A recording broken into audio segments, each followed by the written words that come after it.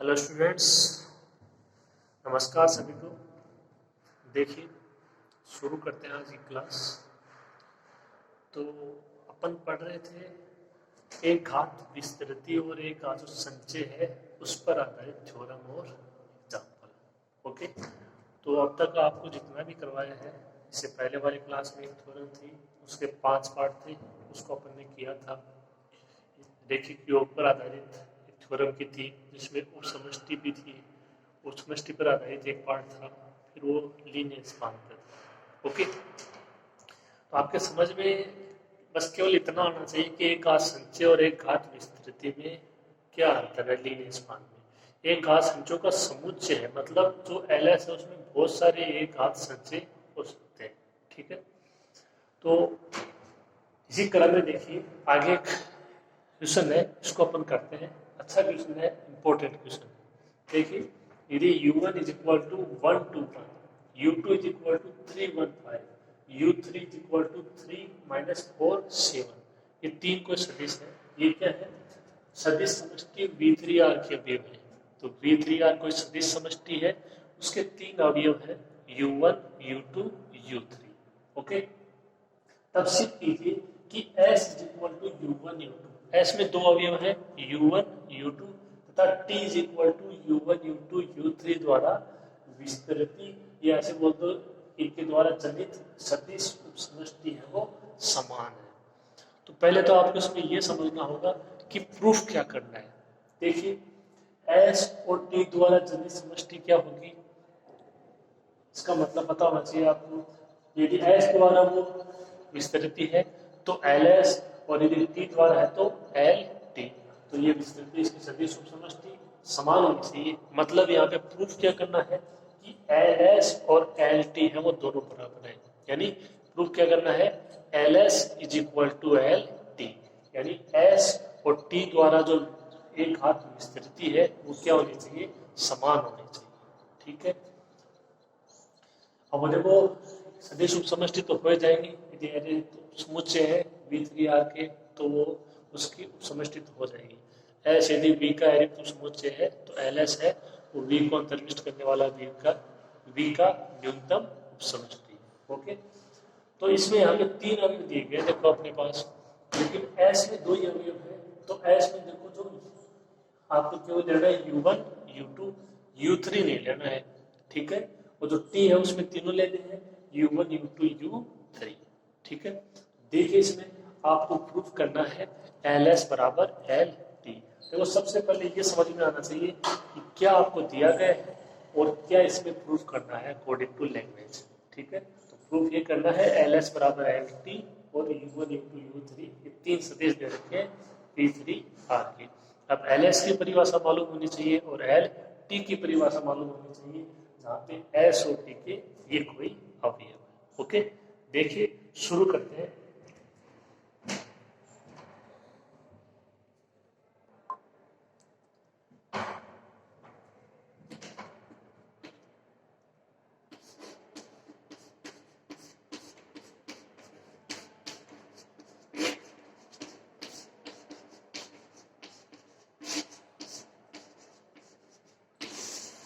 v3r एक सदिश समष्टि है।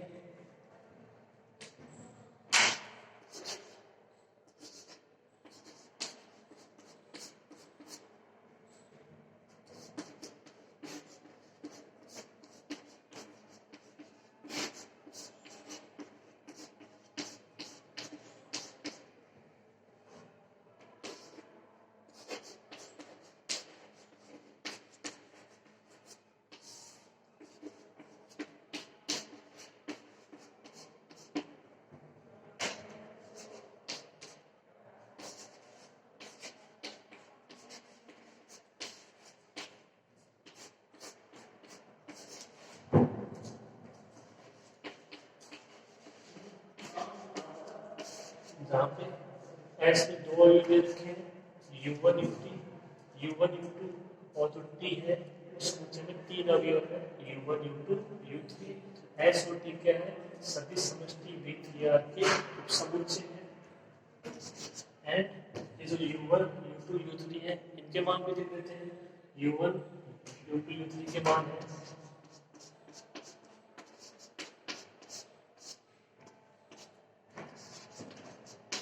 U1 उसका मान 1 2 1, U2 का मान 3 1 5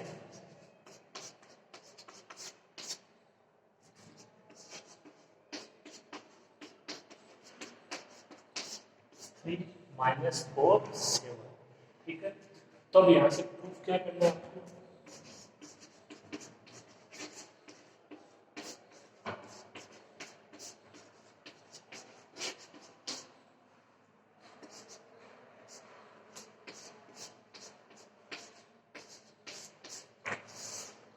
तफसील करना है कि LS is equal to LT। Okay, इसको लिखिए, आप शुरू करो, क्वेश्चन लिखो, थोड़ा सा जो इसमें दिया गया है प्रूव करना है। एक बोर्ड तो इसमें भर गया अपना। ठीक, लिखो आप।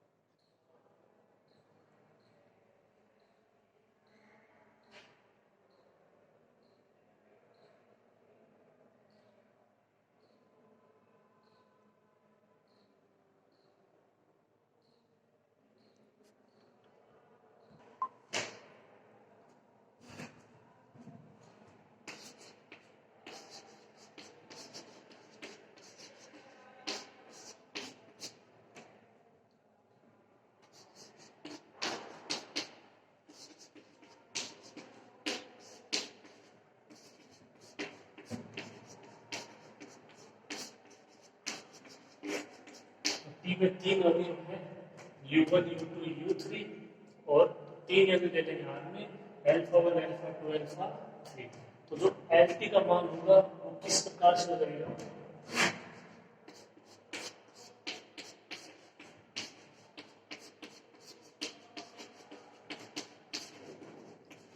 इसकी परिभाषा हो गई LT की, alpha 1 U1 plus alpha 2 U2 alpha 3 U3। ठीक है, अब यहाँ से U1 U2 U3 है, इनके मान अप्लाई कर देते हैं।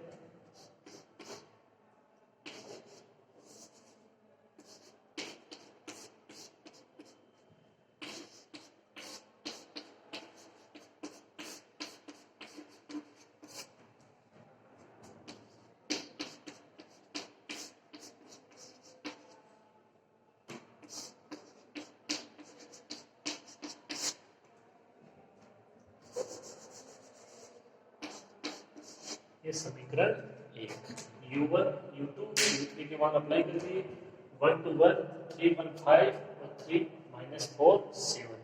अब बात कर लेते हैं LS की।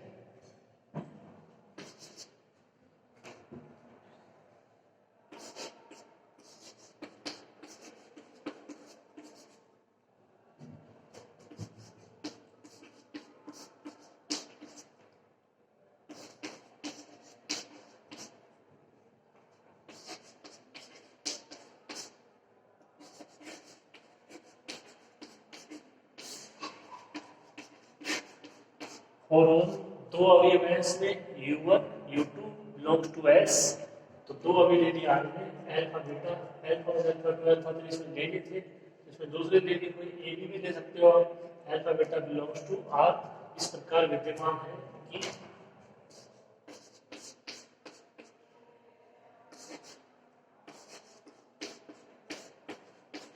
Alpha U1 plus beta U2, U1 U2 के मान अप्लाई कर देते हैं।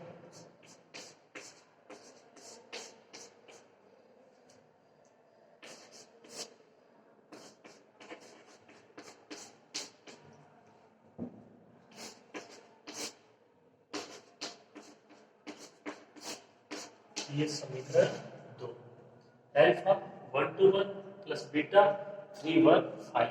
एस में U3 का कोई भी रोल नहीं है।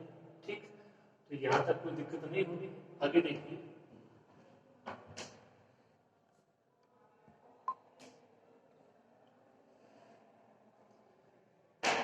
देखिए समीकरण 1 और 2 से अपन ने मान ज्ञात कर लिए LS और LT के।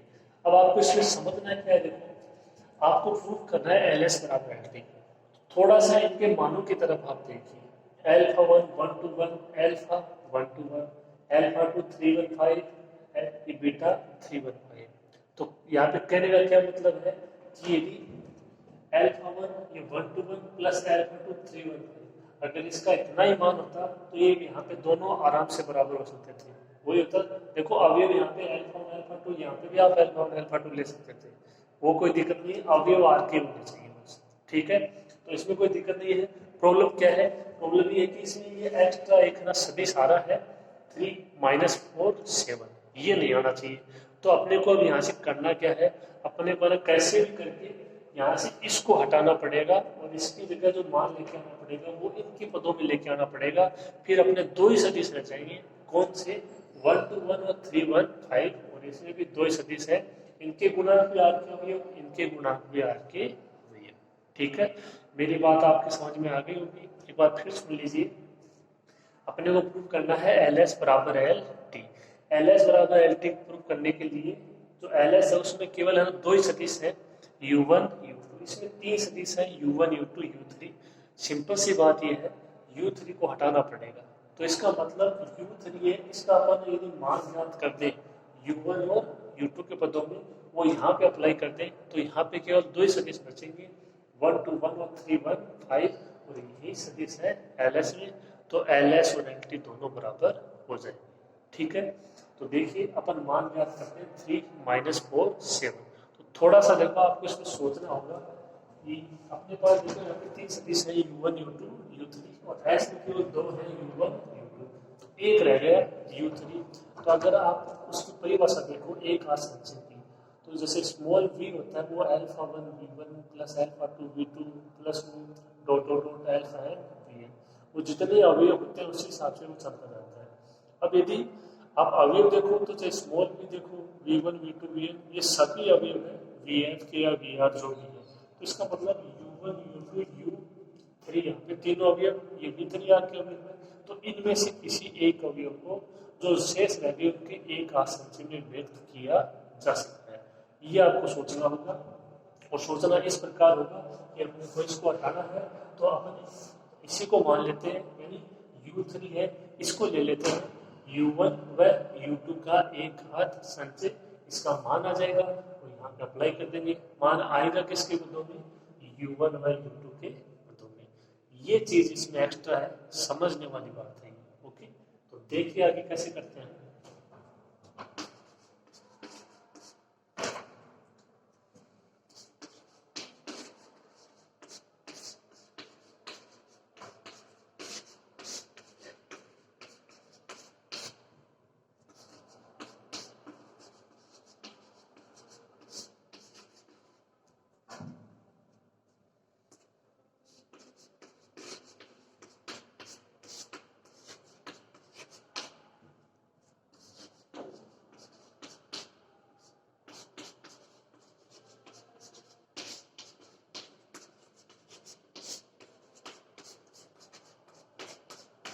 यदि सदिश समष्टि v3r का अवयव या सदिश u3 सदिशों u1 और u2 का एक घात संचय हो, तो u3 का मान एक अवयव को r का, साथ में u1, फिर दूसरा अवयव r का u2। तो r में देखो अल्फा और अल्फा 2 अल्फा 3 भी ले लिया अपन ने, अल्फा बीटा भी ले लिए, तो a और b ले लेते हैं।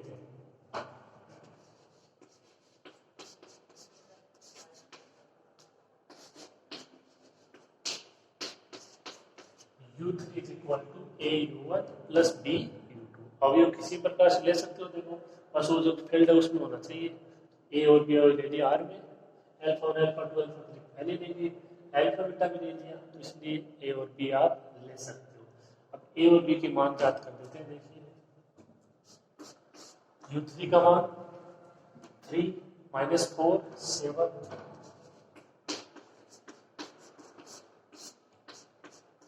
a इंटू u1 का मान 1 2 1,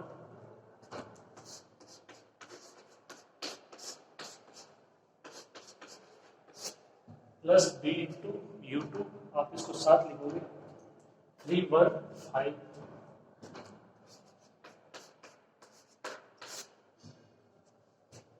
तो यहां से मान ज्ञात कर लेंगे, इसको सरल करके a और बी के वो मान यहाँ पे अप्लाई हो जाएंगे। तो मान अप्लाई हो जाएगा 3 माइनस 4 7 का समीकरण 1 में। उसके बाद तुलना करेंगे समीकरण 1 की और जो ये समीकरण है इसकी एक ही, तो आ जाएगा एल एस बराबर एल टी। ओके, लिखो आप इसको। ये तरीका आपके समझ में आ गया होगा, इंपॉर्टेंट है।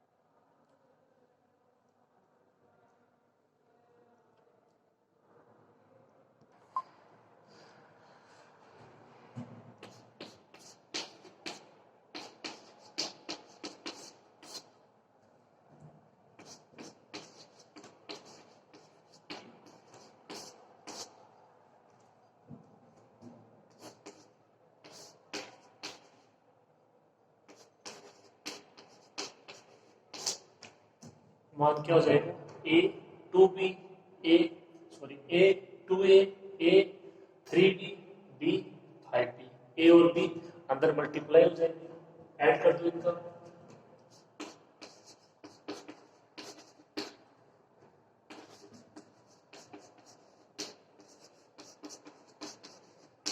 पहला हो गया ए प्लस 3b, दूसरा 2a प्लस बी, तीसरा a प्लस 5b।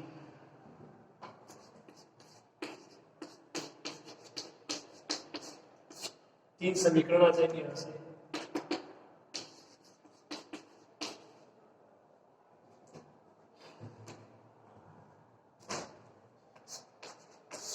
इसको आप समीकरण 3 दे दीजिएगा।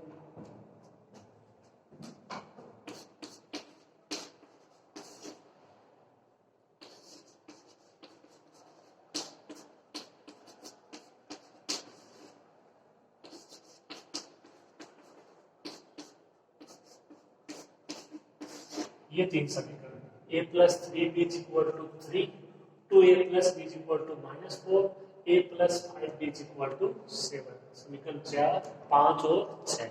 इनको किसी भी प्रकार से आप हल करके मान याद कर सकते हो ए और बी के।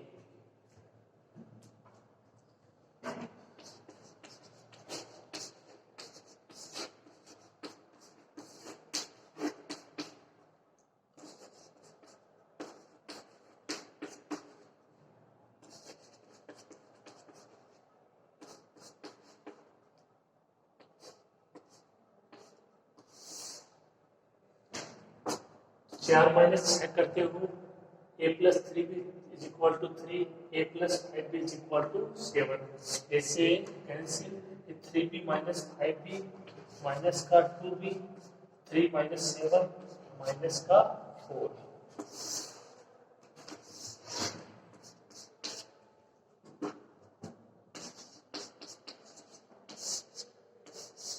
यहाँ से b का मान कितना आएगा, माइनस से माइनस कैंसिल, b का मान 2। ये मान किसी में रख दो 4, 5, 6 में से।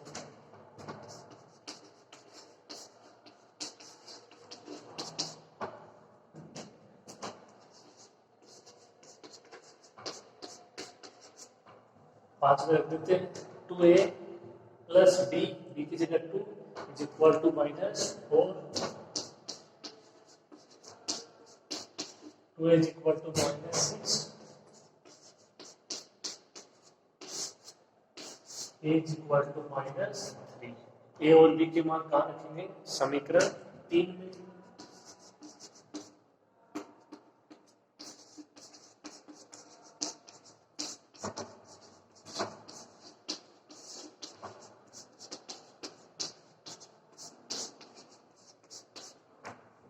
मान कितना आएगा, 3 minus 4 7 is equal to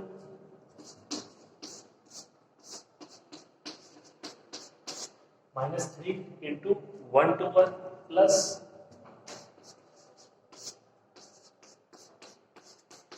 2 into 3 1 5। ठीक है, समीकरण 7। समीकरण 7 से इसका मान कहाँ रखेंगे, समीकरण 1 में, ठीक है, तो ये वहां से हट जाएगा। देखिए क्या मान आता है,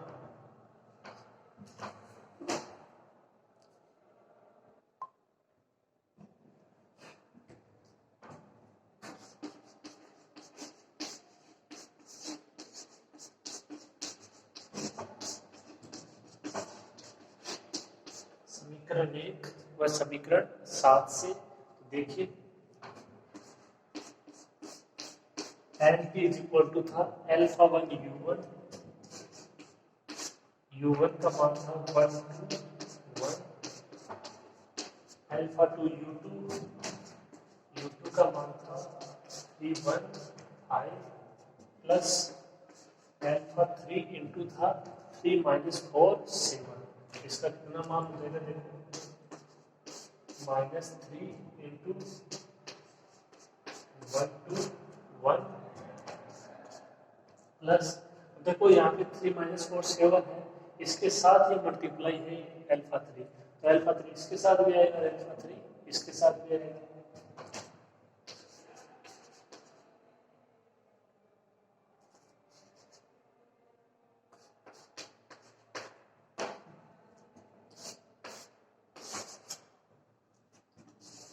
सेट है एंटी, अगर वहां पे अपन स्टार्टिंग में इसको सेट में लिखा है, समुच्चय को एक अवयव देते हैं तब तो इसमें कोई प्रत्येक चिन्ह देना होता है।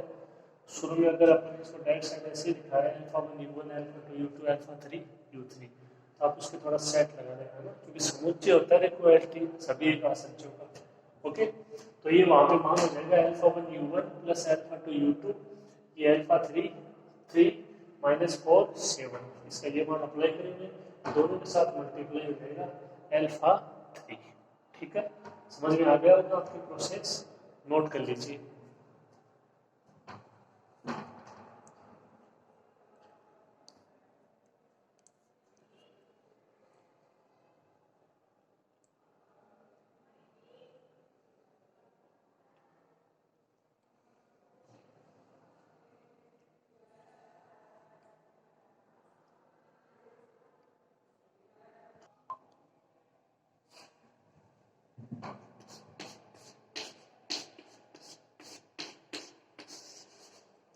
अब देखो यहाँ पे केवल दो ही सदिश रह गए हैं, 1 2 1 और 3 1 5, तो यहाँ से इसको कॉमन लेते हैं पर 1 2 1 को सदिश को, तो बचेगा अल्फा 1 माइनस 3 अल्फा 3,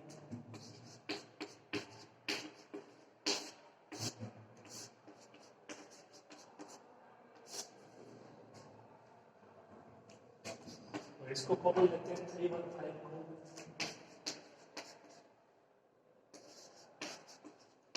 तो बचेगा अल्फा 2 प्लस 2 अल्फा 3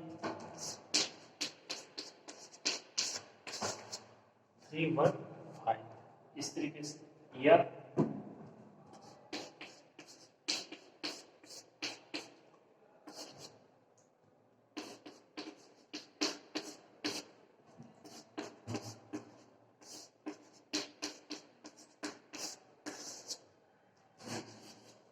इसको क्या लिखेंगे, alpha into 1 2 1 plus beta into 3 1 5, जहां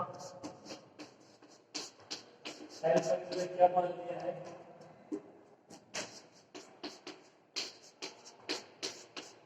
अल्फा 1 माइनस 3 अल्फा 3 बिलोंग्स टू R एंड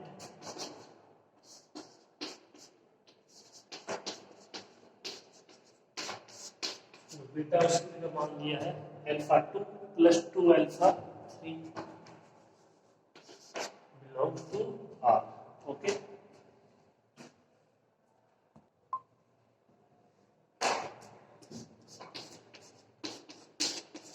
तो अब समीकरण 2 को देखिए आप, समीकरण 2 यही है, alpha into 1 2 1 plus beta into 3 1 5। सो शायद उसको भी मैंने समुच्चय के रूप में नहीं दिखाया, तो आप उसको वहां पे भी सेट लगा देना, क्योंकि एल एस और एल टी जहाँ पे अपन ने परिभाषित किए हैं तो वो एक संख्या का समुच्चय होता है। अगर अपन केवल वहां पे ऐसे लिखते हैं तो एक अवयव हुआ, तो एक अवयव थोड़ी होगा, सेट में तो बहुत सारे अवयव हो सकते हैं, तो वहां पे भी आप इसको सेट के रूप में लिख देना इस तरीके से, तो यही रूप होगा, आप देख सकते हो अल्फा 1 2 1 प्लस बीटा 3 1 5, ये जो मान आए हैं इनकी जगह आपको मान अप्लाई करने पड़ेंगे अल्फा बीटा। आप देख सकते हो अल्फा 1 अल्फा 3 आर में है तो अल्फा 1 माइनस 3 अल्फा 3 आर में होगा, अल्फा 2 अल्फा 3 आर में है, अल्फा 2 प्लस 2 अल्फा 3 आर में होगा। कंडीशन अप्लाई हो जाएगी और ये मान अल्फा बीटा भी आर में है तो इनको बराबर अपन ले सकते हैं यहाँ पे। तो इसकी जगह क्या अप्लाई करोगे, एल टी बराबर है एस, समीकरण 2 से टी और जो है इसकी एक घात विस्तृति है वो क्या है, समान है एल टी और एल एस, जो कि V3R की सदिश उपसमष्टि भी है। ये दोनों क्या है, बराबर है, समान है। ओके, ये क्वेश्चन था, कंप्लीट कर लीजिए, अच्छे समझ में आ गया होगा आपको।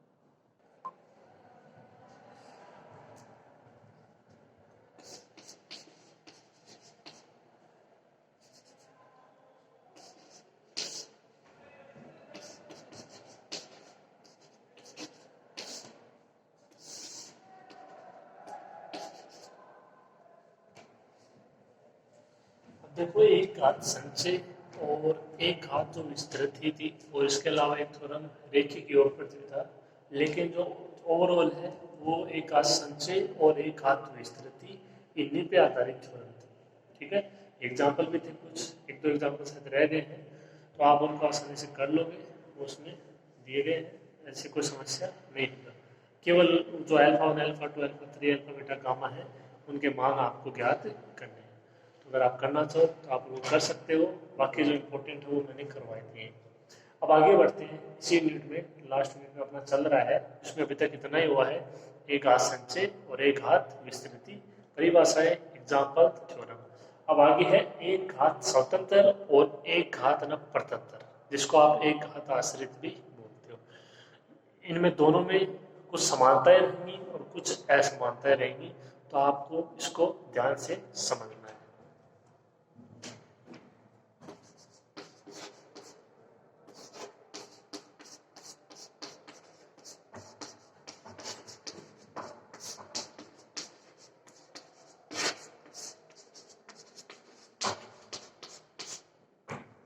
यदि VF एक सदिश समष्टि है तथा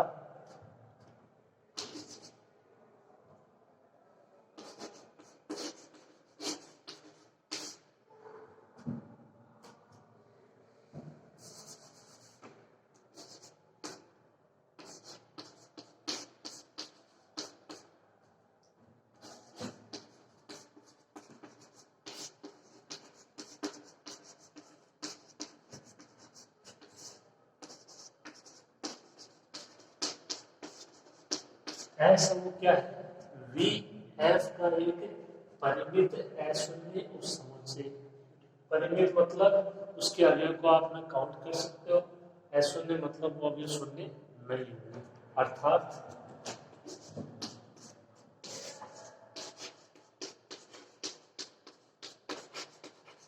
इस तरीके से आप n अवयव ले सकते हो इसमें, V1 V2 Vn, और ये ऐसा इसका उपसमूह से V का, तो ये V के अवयव है। ओके,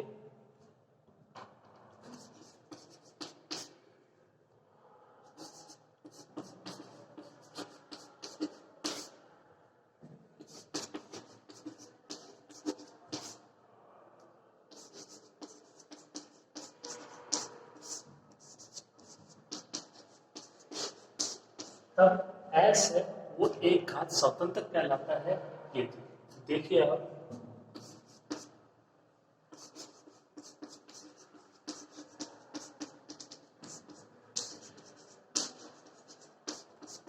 तो ये समीकरण होनी चाहिए ना satisfy, alpha 1 V1 plus alpha 2 V2 plus dot dot dot alpha n Vn, यानी अब तक जो अपन एक घात संचय लिखते थे उसका मान क्या होना चाहिए, शून्य होना चाहिए, जहां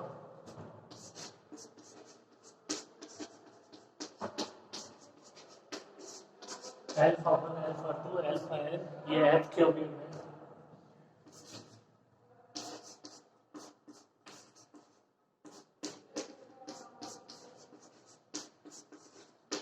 ये इंपॉर्टेंट कंडीशन है, alpha one alpha two alpha N, यानी एफ में आप ना जितने भी अवयव ले रहे हो वो सभी क्या होने चाहिए, शून्य होने चाहिए।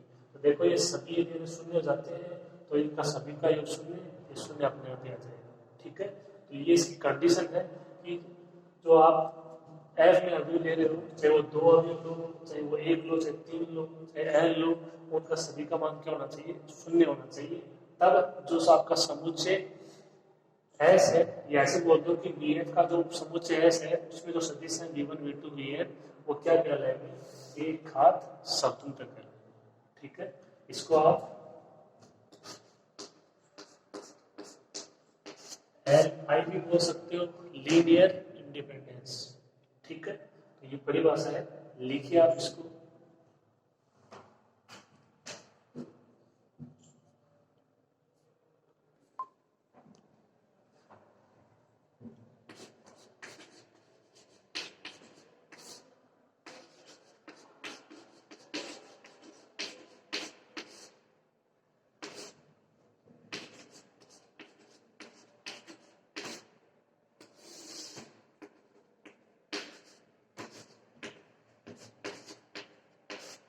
इसकी अगली परिभाषा है एक घात आश्रितता या एक घात परतंत्र। दोनों एक ही चीज है, चाहे आश्रित बोल दो चाहे परतंत्र बोल दो। ठीक है, एल डी लीनियर डिपेंडेंस। ठीक है, अब देखो इसमें कहाँ कहाँ समानता रहेगी। यदि बी एफ एक सदिश समष्टि है, एस बी एफ का परिमित एस शून्य उप समुच्चय है, एस में अवयव V1 V2 Vn, तब एस एक घात परतंत्र कहलाता है। यदि alpha one V1 plus alpha two V2 plus dot dot dot alpha N Vn is equal to 0 और all alpha N alpha two alpha N belongs to F. यानी ये समीकरण है, ये तो दोनों में सेटिस्फाई होनी चाहिए, चाहे वो एक घात स्वतंत्र हो चाहे वो एक घात परतंत्र हो। ओके, अब उसमें अंतर क्या है देखो,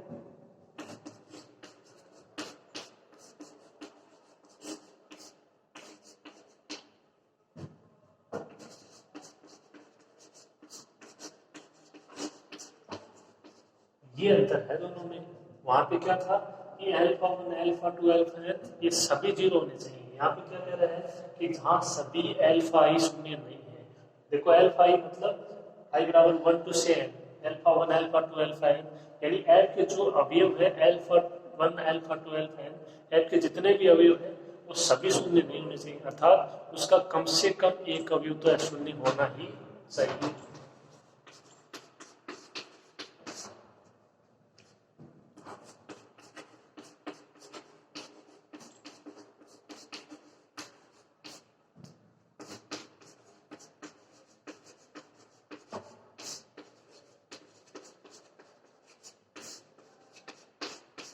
अर्थात एफ का कम से कम एक अवयव शून्य हो, सारे मान शून्य नहीं होने चाहिए।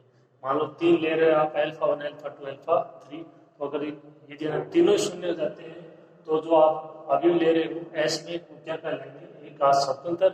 और यदि उनमें से एक का भी मान शून्य हो जाता है या एक से अधिक का भी मान शून्य हो जाता है तो वो अवयव क्या कहलाएंगे, एक घात परतंत्र समुच्चय एस, या ऐसे बोल दो एस के अवयव V1 V2 Vn जितने भी अवयव है। तो दोनों में समानता क्या है, ये इसकी थ्योरी सेम है, इसमें कोई दिक्कत नहीं होगी आपको। ये जो समीकरण है ये दोनों में सेटिस्फाई होनी चाहिए। ठीक है, एफ के अवयव है वो डिसाइड करेंगे किसको, एक घात स्वतंत्र और एक घात परतंत्र को। यदि आपके एफ के अवयव है वो सभी शून्य है तो एस के अवयव एक घात स्वतंत्र, और यदि सभी शून्य नहीं है तो एस के अवयव एक घात परतंत्र। अंतर आपको समझ में आ गया होगा, आसान सी परिभाषा है, एग्जाम में भी आ सकती है। ओके, लिखिए आप इसको।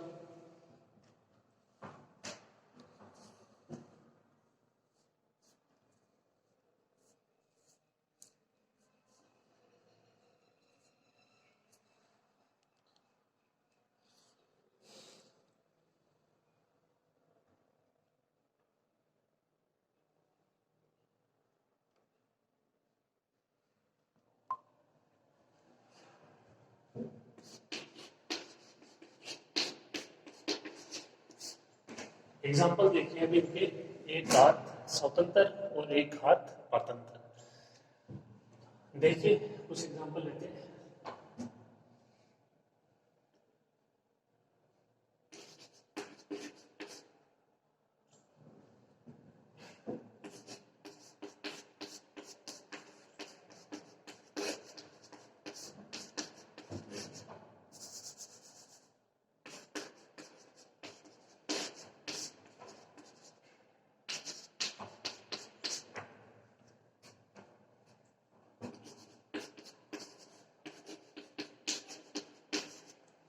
वी एफ सीरीज समझती है, एस में दो अवयव है V1 V2। अभी इसका एडिटिव समुच्चय है, ये आपको पता है, लिखने की जरूरत नहीं है।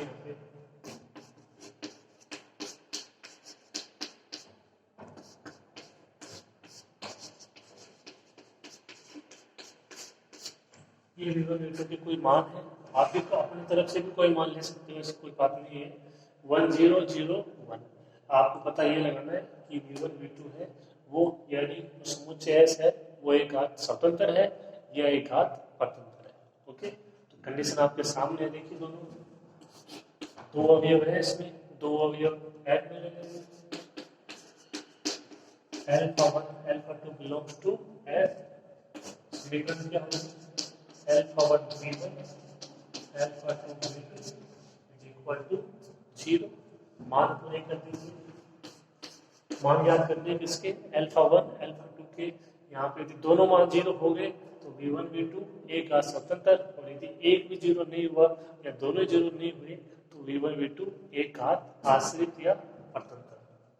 v1 का मान 1 0, v2 का मान 0 1 is equal to 0।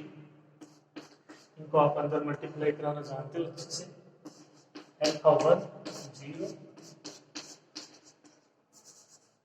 0 alpha 2, okay, add करा दो। Alpha 1 plus 0 0 plus alpha 2 is equal to 0। Alpha 1 alpha 2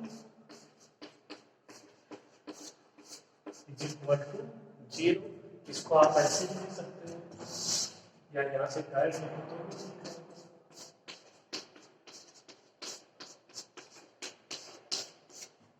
जो 0 है इसको आप यदि कर्मी युग्म के रूप में लिखो तो 0 0।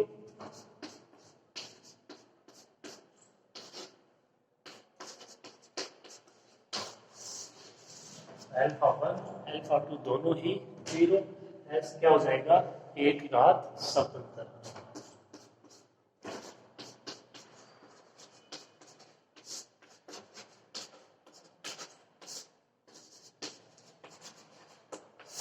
ओके, तो आसान आसान एग्जांपल है, आप समझ गए होंगे तरीका, लिख लो इसको।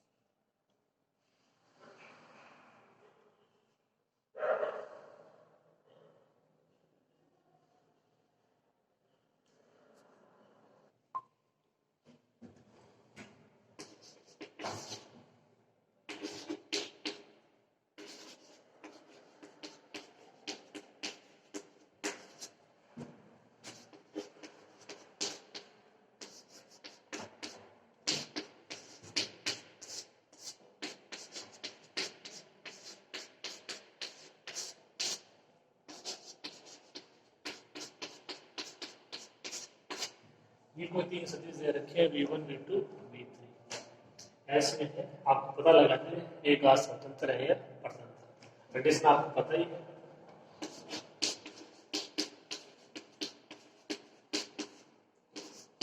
ये है कि यार हमें जो भी होगा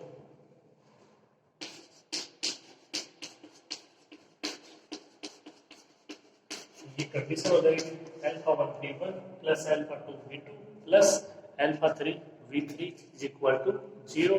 मान अप्लाई करते हैं, देखिए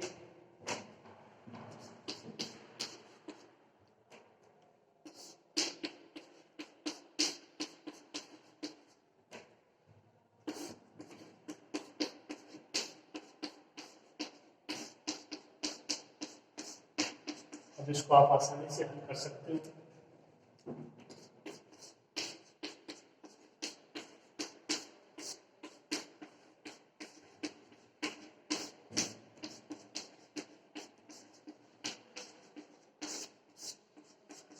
ये आएगा, इनको ऐड करना है। Alpha 1 plus 0 plus alpha 3, 0 plus alpha 2 plus alpha 3, और तीसरा alpha 1 plus 0 plus alpha 3 equal to 0।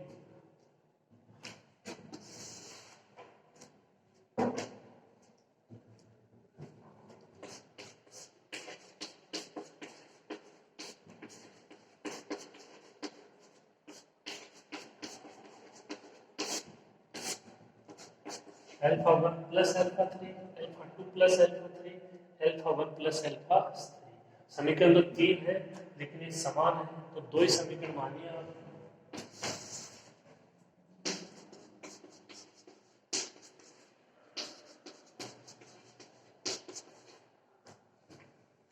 Alpha 1 plus alpha 3 is equal to 0 और alpha 2 plus alpha 3 is equal to 0। तो यहाँ से भी तो घटाते हैं, तो अल्फा 3 से alpha 3 cancel, alpha 1 minus alpha 2 is equal to 0। तो देखो कोई मान तो नहीं आ रही स्पष्ट रूप से, लेकिन अपने पास ये कुछ समीकरण आ रही है कि alpha 1 minus alpha 2 is equal to 0, और दो ही पहले से alpha 1 plus alpha 3 is equal to 0 और alpha 2 plus alpha 3 is equal to 0। ठीक, लिखो आप।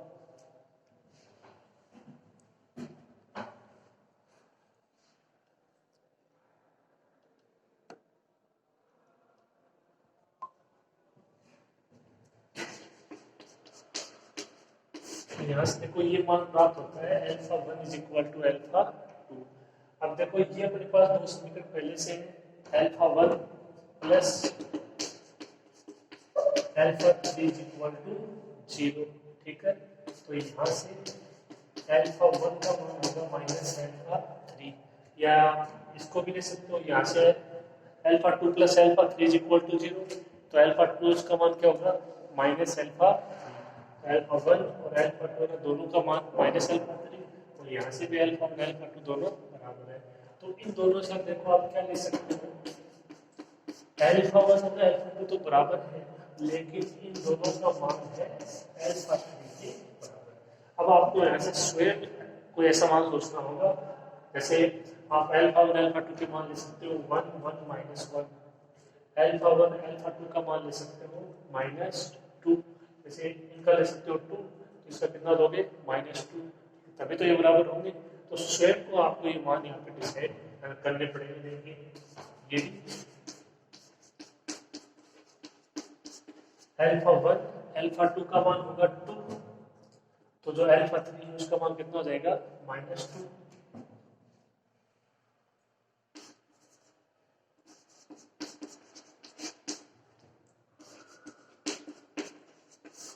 ये तीनों ही मान ऐसे ही यहाँ पे देखो, अगर आप इनका तीनों का मान रखते हो शून्य तब भी ये संतुष्ट हो जाएंगे, लेकिन शून्य के अलावा और भी तो बहुत सारे मानों से है सेटिस्फाई। ठीक है, तो अकेले शून्य से नहीं है, उसके अलावा और भी बहुत सारे मान है जिनसे ये समीकरण क्या है सेटिस्फाई है। ओके, तो आप थोड़ा सा इसको समझने की कोशिश करना। यहाँ पे स्पष्ट रूप से मान दिए हैं अल्फा 1 अल्फा 2 अल्फा 3 के, तो आप ऐसा नहीं सोचना कि यहाँ पे तो मान आने चाहिए, नहीं, आप अल्फा 1 अल्फा 2 अल्फा 3 की जगह रखो 0 तब भी ये संतुष्ट है, मान लिया आपकी बात। लेकिन इसके अलावा और भी बहुत सारे मानों से संतुष्ट है, तो यदि आप उन मानों को लोगे तो वो कंडीशन है वो सेटिस्फाई नहीं हो पाएगी सुनने वाली। तो इस तरीके से आप कोई भी मान ले लेना है, चाहे वो 1 लो 2 लो 3 लो कुछ भी लो, और यदि इनका मान 2 माइनस 2 है शून्य है, v1 v2 v3 क्या हो जाएंगे एक घात आसान।